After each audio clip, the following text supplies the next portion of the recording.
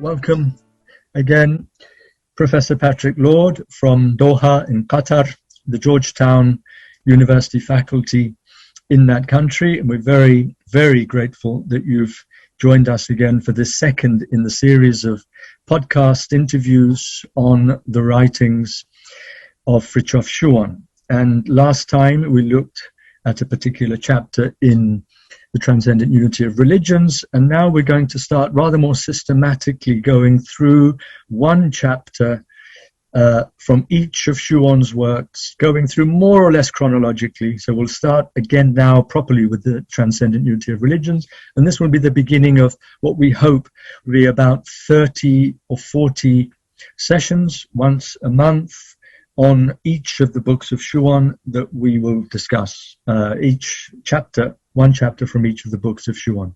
So today we're going to look at chapter 1 of the Transcendent Unity of Religions, Conceptual Dimensions. And I'd like to start by asking you what you consider to be the most salient points that Schuon is making in this chapter. Well, thank you very much, Reza. I hope I'm not going to repeat myself too much. I already spoke about this chapter a few weeks ago, was it last month? But at any rate, what I would consider to be the most important points in this chapter has to do with the various ways in which one may know, according to the gnosis of Schuon.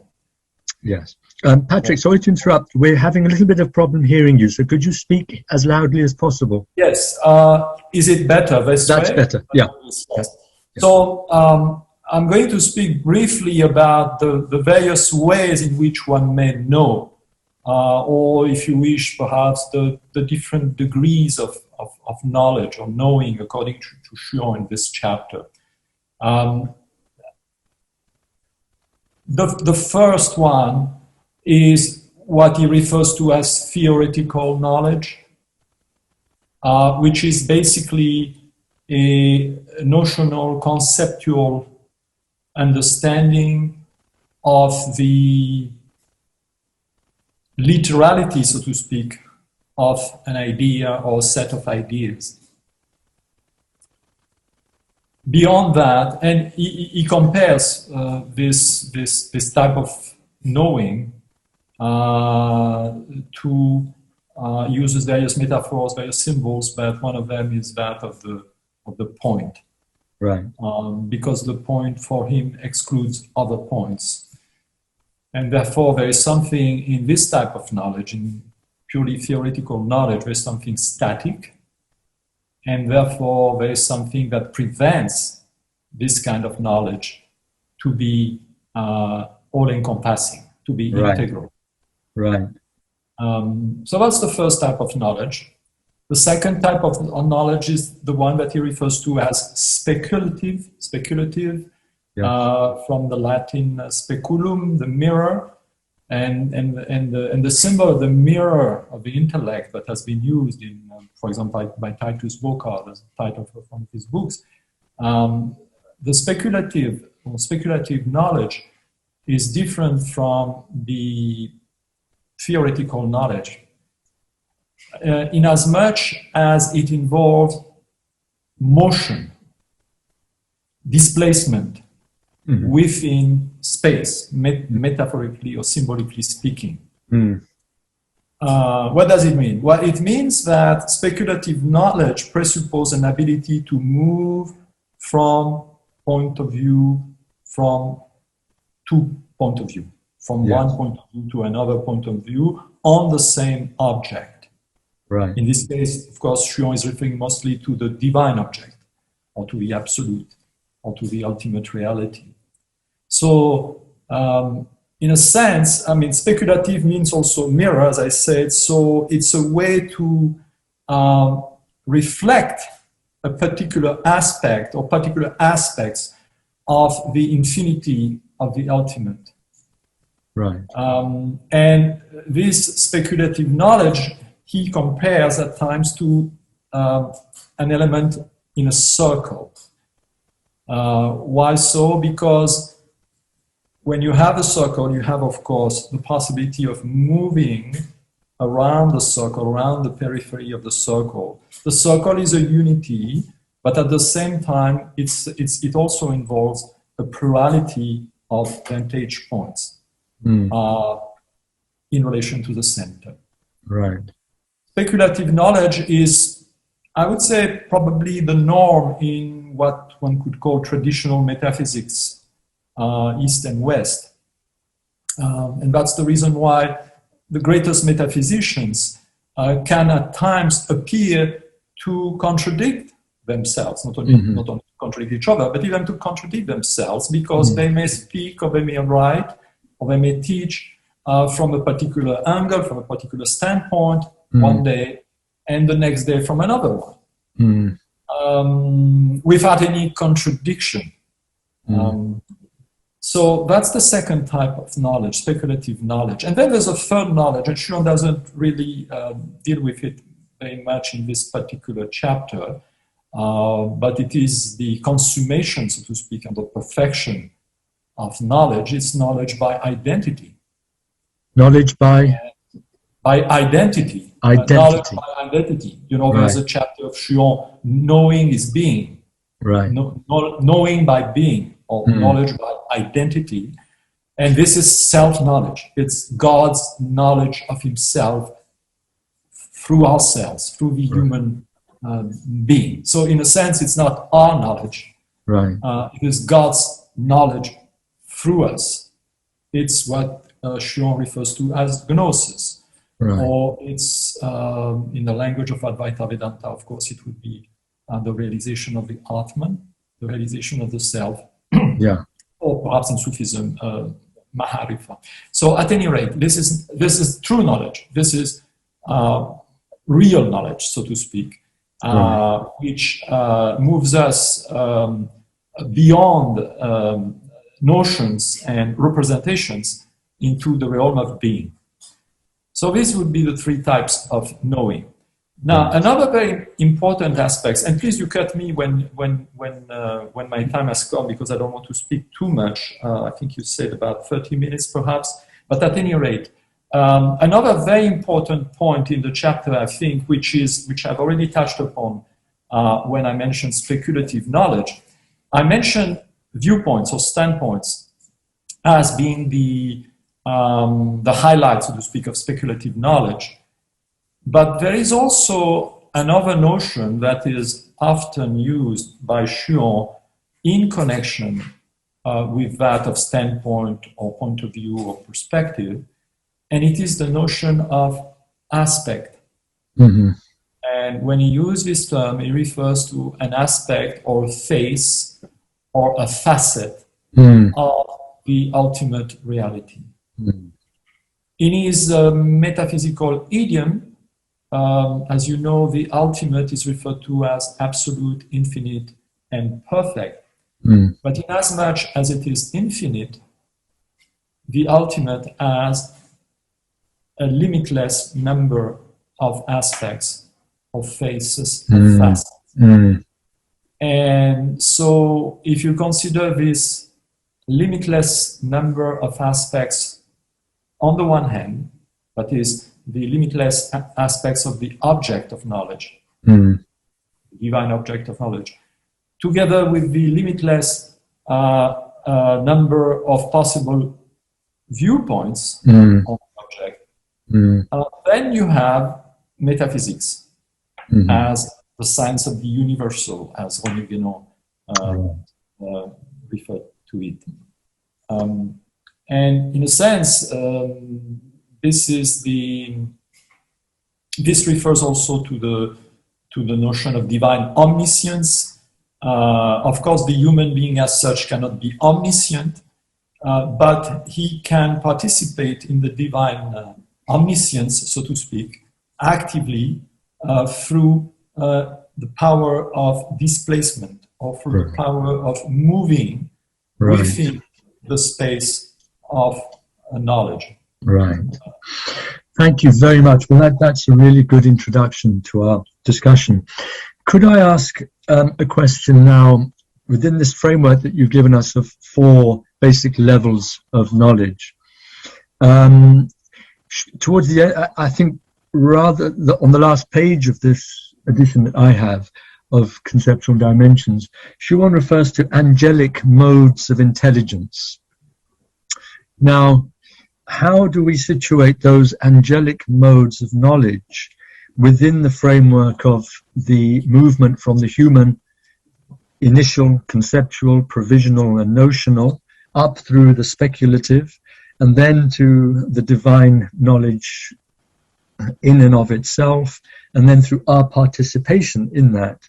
Where do we situate the specifically angelic modes of consciousness to which Schuon refers at the end of this chapter?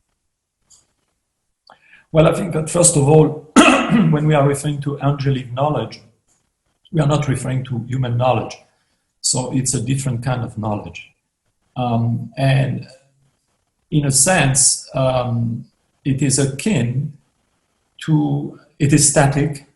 As Schuon mentioned it, I think it's limited. Right. Although it is less limited, of course, than the human type of knowledge, but it is still static and limited. Right. And so it's in a way it's superior to human knowledge.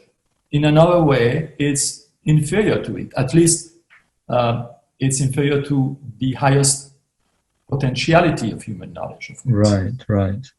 Because the highest potentiality of human knowledge is speculative, and even higher, it's identification. There's something central about the human position, whereas the angelic type of knowledge is, in a sense, more static and peripheral in a certain way. So, moving now to the speculative. Would it be true to say that the only knowledge to which we as human fallible beings can have access on the speculative level is perforce determined by the aspect of divine self-disclosure? Let's apply this to the phenomenon of religion, that we're looking at the religions as so many phenomenal self-disclosures of the divine reality, so many aspects of the divine essence which remains forever ineffable, incommunicable, ungraspable by our limited faculties. So when we're looking at the phenomena of religion as self-disclosures of God, are we seeing so many different and necessarily contradictory faces of the one and only ultimate invisible reality, the essence?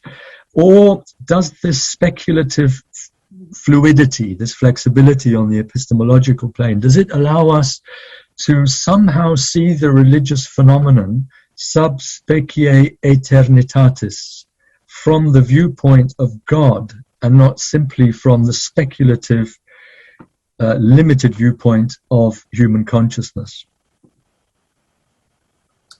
Well, I think that depends on what aspect of the religious reality you are referring to. If you are referring to the formal system of the religion as we live it, as we experience it, obviously you have a somewhat indirect and formal, by definition, experience of this divine self-revelation. But if you refer to the religion from the point of view of what Schuon calls the archetype, that is the essence, if you wish, of the message, the essence of that particular, or this particular divine self-revelation, then in a certain sense, yes, I think you could say that you have, the intellect may grasp that the reality of that archetype, that is the reality of what religion is in the intention of God, so to say. Right. So there is a possibility of attaining a degree of objectivity vis-a-vis the different self-disclosures of God, allowing us to situate the religious phenomena, as it were, from the viewpoint of the creative intention of God in establishing those religions. Yes. But does that presuppose a shift from an epistemology and intellectual approach to a specific methodology that allows one to go from the notional and the speculative into the third and the fourth mode of this identification? Namely, does it presuppose formal spiritual contemplative disciplines in order to, as it were, open the eye of the heart to enable it to see sub specie aeternitatis? Yes, but here again, I think there are degrees of knowing. I think there can be an intuition of the archetype of religions, or the archetype in religion of religion in general, or the archetype of a particular religion. Right. A kind of, how should I say? I don't want to say. I want to use an emotional language, but a sense, a kind of instinct of its ultimate meaning and intention, and that's the basis. And at the height, or the crown, so to speak, there could be, of course, a contemplative apprehension of that archetype. That would be wisdom. That would be a dimension, at least, of wisdom. Right. So I think it's ultimately, it's more generally, it's the whole, it pertains to the whole question of one's ability to read the essence of a particular phenomenon. Right. And the essence of a particular phenomenon is nothing else than what it is and what it means from the point of view of the ultimate, so to speak, Yes. and therefore as a manifestation, Right. or an instantiation of the ultimate, Mm-hmm. as manifestation. Mm-hmm. So there are different degrees of interiorization and insight into this meaning or into this intention. But Right. you're right, of course, the contemplative activity, the contemplative life deepen and refines what might have been initially simply an intuition. Right. Well, on this question of intuition, just before we finish this part of the discussion, I wanted to ask you to comment on the very first sentence of the chapter, which I'll read out. The true and complete understanding of an idea goes far beyond the first apprehension of the idea by the intelligence, although more often than not, this apprehension is taken for understanding itself. While it is true that the immediate evidence conveyed to us by any particular idea is on its own level a real understanding, there can be no question of its embracing the whole extent of the idea, since it is primarily the sign of an aptitude to understand that idea in its completeness. So from a pedagogical point of view, how does one go about telling a student of comparative religion that this initial understanding that they have of an idea of this or that religion, or of this or that aspect of reality, ontology, phenomenology, or whatever it may be, that their initial understanding of the idea is but the sign of an aptitude to understand the idea in all its fullness? How does one communicate that chasm that separates the initial understanding of an idea with the embracing of the idea in all its completeness? I don't know if this can be communicated, or if it's a matter, primarily a matter of aspiration on the part of the student, Right. himself. Of course, there is also the matter of grace, within the context of traditional world or spiritual paths, one of the functions of the grace of saints and sages and spiritual masters is precisely to communicate the flavor or the fragrance of the highest form of knowledge by identification, and therefore to allow this theoretical seed, so to speak, to germinate within the student. So I think it's primarily, obviously, an individual matter. It's not something that can be drawn from the outside, but the sacred tradition can facilitate. So that's what I was sort of getting at, that in the absence of a sacred tradition that facilitates the coming to fruition of the theoretical seeds of knowledge, in the absence of that in today's society, in the kind of intellectual hypertrophy that we see all around us, where ideas are very superficially grasped, skated over on the surface, not assimilated in depth, that, you know, oh, well, that idea pertains to that philosopher and I've been there, I've done that, let's move on. Nothing is actually meditated upon or thought about deeply. And so what I was getting at is some kind of incorporation into a truly, let's call it, integral approach to teaching, even at universities, even in the modern framework, with all of this cleverness that passes for intelligence. Even within that framework, to actually suggest the need for quiet contemplation, be still and know, as the Bible says. This stillness and this capacity just to restrain oneself from wanting to express everything that one thinks one has understood from this idea, and just to meditate upon it, be quiet and try and be more receptive, to bring this into the framework of formal teaching by suggesting some kind of what the Buddhists call mindfulness, or some kind of contemplative quietness as an essential prelude to closing the gap between the initial understanding of an idea and the fullness of the idea in all its facets and all its plenitude. Yes, I think it's very important, but it is also very challenging and perhaps even impossible in the context of a secular university or secular centers of learning in general. Right. That would have been the rule. What you described would have been the rule in an integral educational traditional context, right, within a relatively homogeneous right, traditional world. Right.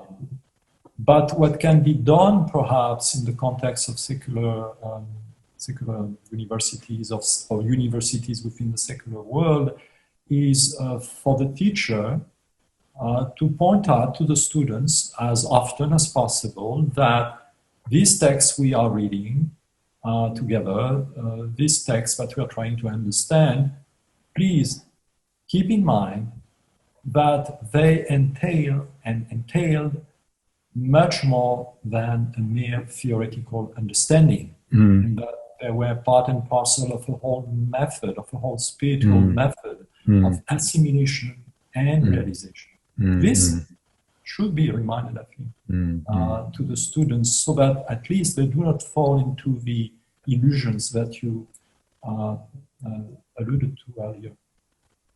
Yes, well, this is a good point, I think, to open up to a question or two from our young friend Tom, who is going to pose a few questions. We have about 10 minutes, if that's all right with you, 10 to 15 minutes. So I'm just going to let... Good evening, and thank you for making the time. Yes, I was actually interested in more to do with the method that was being discussed earlier on, the method of acquiring essential metaphysical knowledge, the connection.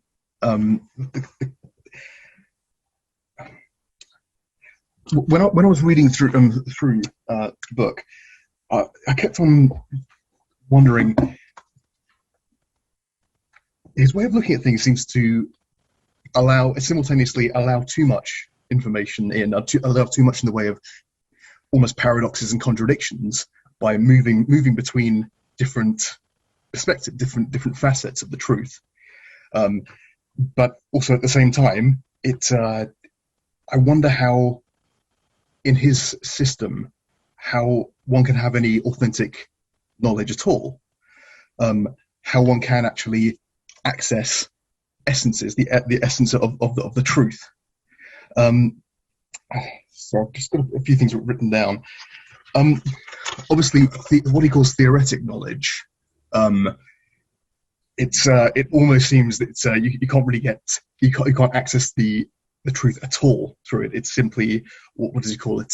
Signs or keys that are of absolutely no use speculatively. But sorry, I've just got a few things written down here. Oh, it was really just that. At one point, many different traditions and many different ways of viewing subjects that can contradict one another are all admissible, and they can all be believed or they can all be true, while at the same time it's difficult to know how any kind of authentic metaphysical knowledge can be acquired other than through self-identity or through revelation. And it comes back to that method again. Yes. Well, in a way, I think you raised the question again of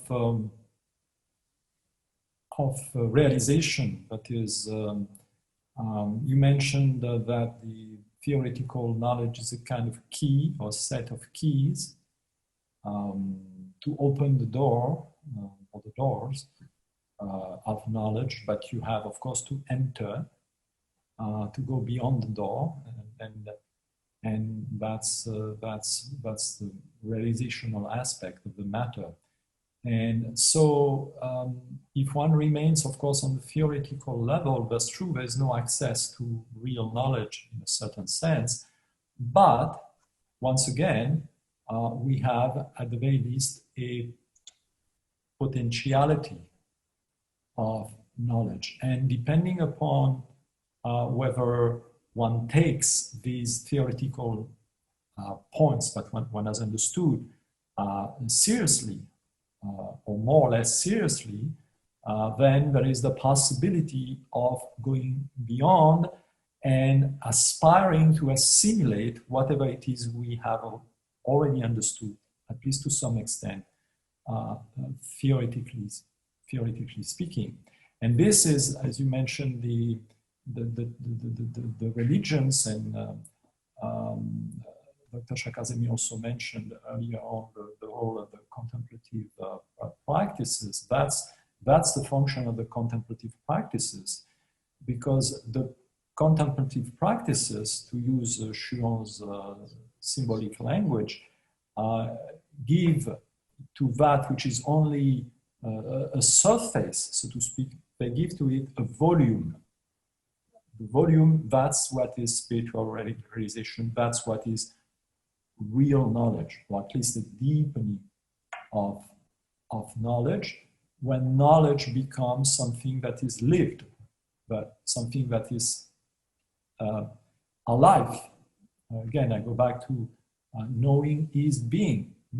That's a point that you will find in all the greatest, highest forms of mysticism and spirituality, that the ultimate goal is to be what one knows, and that the real knowing is a being, because the real knowing is something that cannot be taken away from you. You know, there's this, for example, the story of Ghazali in his autobiography, in the Monkey, when he's stolen his notes, the notes he has accumulated from his teachers and his readings, and he's stolen by thieves on the road, and he's despaired because he has lost everything he knew with these notes, right? And he realizes then that real knowledge is more than that, more than notes, more than concepts, more than what we call intellectual understanding, and that's a major step, one of the steps that will lead him to search further and deeper and to engage himself in the spiritual path of Sufism in this case. So I don't know if I answered your question, probably not completely, I'm sure, but perhaps I hope I gave you some elements of answer at least. No, certainly, and of course the thieves don't suddenly achieve a spiritual realization by dint of having the notes, of course. Yes, so another way of putting part of this, at least, would be something like, by living this truth, one becomes self-identical with it, and that's the only way of that's almost the only way of achieving that knowledge, by becoming self-identical with it.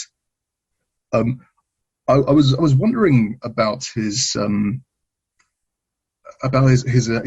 of direct divine revelation, sort of like a Pauline moment. What do you think of a sudden change like that? Because of course, in that instance, that individual was not living that particular kind of truth. Wasn't becoming self-identical with that truth, either through contemplation or even on a theoretical level, but there was a direct, it was directly reached down from God. I was wondering what how this fits into this scheme. Yes, that's a very good question, because of course there are as many paths as there are human beings. So what Schuon is describing in this particular chapter refers most specifically to what one could call the path of knowledge, which is that of people who have a particular predisposition to knowledge, precisely, in whatever form. But that's not the case of everybody. There are people who have more predisposed to the path of love, or the path of art, or the path of service, action, and so forth. And you have also mystics, what you described, I think, the kind of experiences you alluded to are those of mystics, for whom the beginning of the path has nothing to do, or very little to do, with the assimilation of concepts. And in this case, it's simply an eruption of the sacred and the transcendent in their life, suddenly. But one does not necessarily exclude the other. There could be also a combination of learning, quote unquote, and illumination at a particular stage in the process of learning. You find that in the Buddhist tradition, for example, in the stories of Zen masters who have meditated for years, for months and for years, on particular kohan or particular mondo, and who at a particular point, for reasons that nobody can fathom, reach suddenly satori, illumination, right?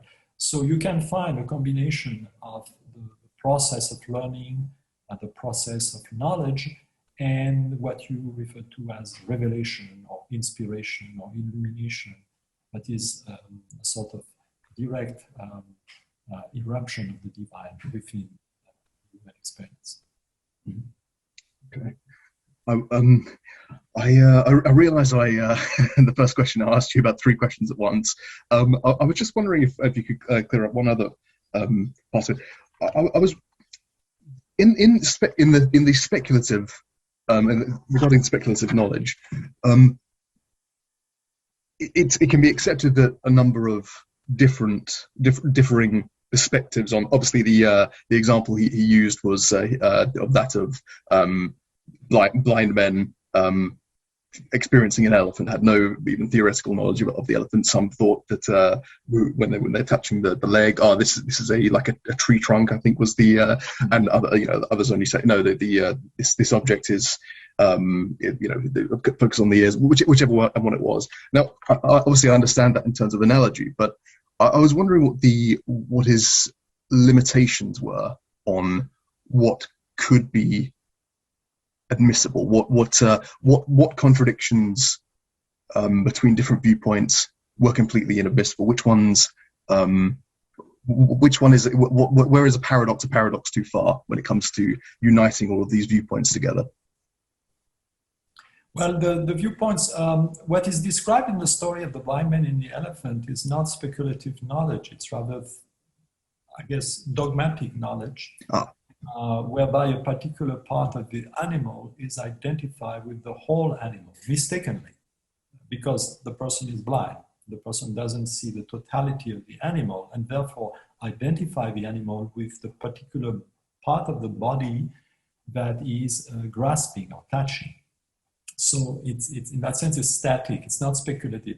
The speculative knowledge would be the situation of, while it could be, for example, the situation, obviously, of a person who is circling around the elephant and therefore displacing himself, moving about the elephant in order to gain a more encompassing knowledge of the elephant.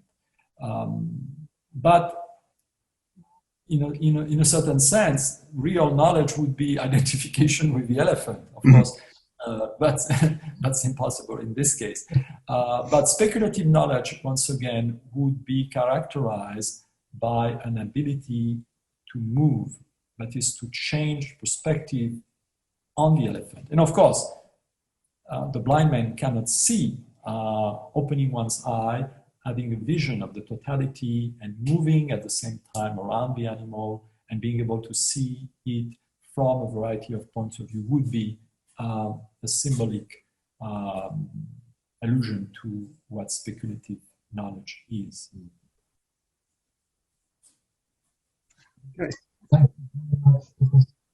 And in this respect, there is no, you see, the contradiction, in a sense, or contradictions disappear, because there is the trunk, there's the tail, there's the back, there's the leg. All these are aspects of the one elephant. So there is no contradiction anymore. We go back to what I described earlier as the symbol of the circle. And each element of the circle is just one aspect of the totality. But the totality at the same time is one, by definition. It's not pure multiplicity. So it's not relativism, obviously. Yes. It's absolutism, and it is at the same time what could be called, and what Schuon has called, is referred to the relatively absolute. So you could speak, if you wish, of a kind of relative absolutism. In Schuon, you have absolutism in the sense that his whole teaching is about the primacy of the one absolute, but at the same time, his work could be considered to be relatively absolutist in the sense that he also takes into account the various relative points of view on the absolute, and also the various ways in which the absolute reveal itself or manifest itself to mankind. A thank you to you, Professor Laude, for giving us your time and sharing with us your insights and your wisdom. Thank you very much indeed. Thank you to you for inviting me. Thank you. So.